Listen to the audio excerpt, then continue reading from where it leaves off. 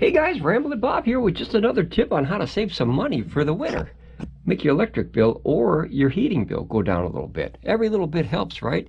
It's a crazy world out there and every penny counts. Okay, so if you happen to have a system with charge-to compatibility or a battery bank and you have a ton of solar outside, right? So I have 1200 watts of solar panels on this system.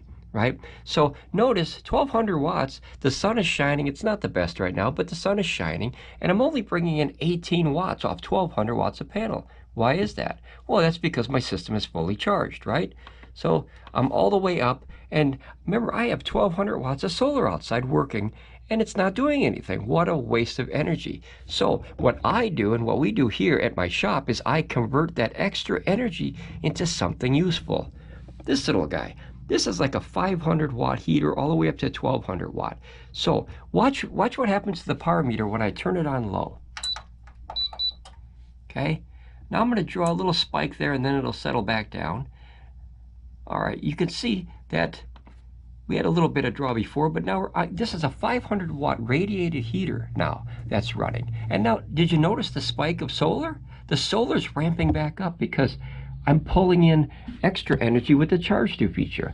Now, the neat thing is, this usually gets up to, on an average day for me, anywhere between 500 and 800 off of 1200 right now, because the time of the year always affects solar panel, or the weather, or birds, or Santa Claus, or Easter Bunny, or whatever else lands on it.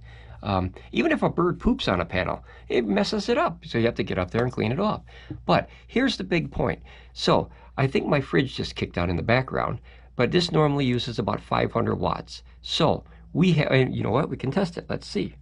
Let's pop this off real quick, see what it drops down to. See, 178, yep, that's the fridge. Oh no, that's the freezer. Okay, I have the freezer on there too. So now let's go back, just so we get an accurate number of how much power we're using from this little guy. So this usually uses about 500 watts, and you can see, plus the freezer, plus the extra maybe 20 that I had on there before, that's right about 500 watts. But now here's the cool thing. That 500 watt heater that's heating my entire shop is only using about 140 watts because 360 is coming in for free from the sun.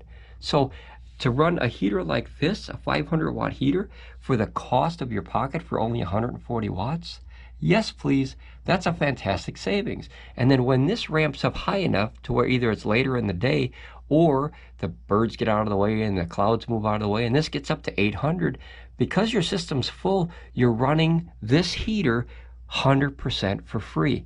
Guys, find ways to save pennies. We all need our pennies. All right, I hope this helps you. This is a really good idea. If your system is full, don't waste your extra solar panel power. Put it to use. All right, it's kind of like an employee that doesn't do anything. Get them out there and get something done. All right, I'll see you guys on the next one. Safe travel.